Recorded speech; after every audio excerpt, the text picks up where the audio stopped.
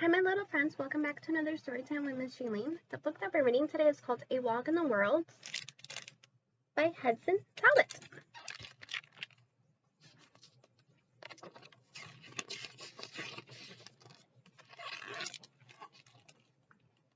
Drawing always comes naturally to me. I drew all the time. I just did it. Like breathing. Every day after playing with my friends, I'd come home and draw stories that I made up. It was like diving into my own world. I liked words too, one at a time. When I was reading, I had to picture every single word. The long sentences? No way. I would start a long sentence and then my mind began to wander. I was the slowest reader in my class.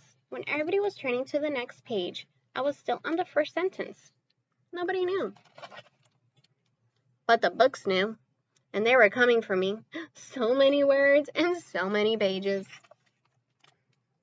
Books weren't always scary. The first ones were friendly with big pictures and only a few words. But little by little, the pictures got smaller and the text got longer. It was a reign of terror.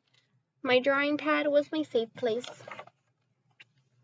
A whole page of text looked like a wall keeping me out. By now, everyone in my class was reading book after book except me. What if they found out that I couldn't keep up? I had to face it. I was alone and lost in the world of words. Everywhere I looked, there were big words, strange words, scary words. One big word was stalking me, overwhelm. It described the feeling of too many words coming at me at the same time. It made me want to give up. But I love stories too much to quit. I was good at picturing stuff. Maybe I could try picturing a way out. I grabbed overwhelm and broke off over, so it was just said whelm.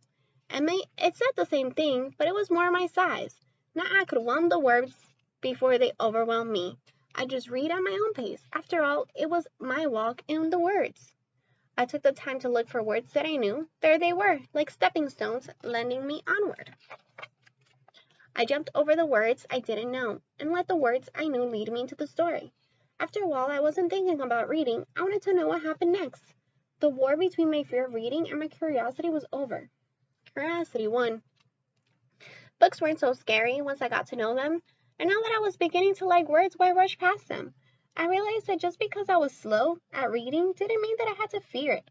I also learned that many great people were slow readers. I honored them all in my Slow Readers Hall of Fame. And I tore down that terrible wall of shame. Slow readers, savor the story. I experimented with ways to tell my stories. I could still tell a story with pictures. I could tell it with words. My favorite way was using both. I remembered how my horses got better the more I drew them. My writing would improve too if I wrote every day. A drawing could show what a horse looked like, but with words I could bring them to life. Now they could breathe and snort and carry me on adventures. I read every day in the search of new words for my stories. It was like finding new colors for my art, but now I was learning to paint with words. There were still times when I felt lost in the sea of words. My drawing pad was still my safe place. Others found music, sports, math, and science.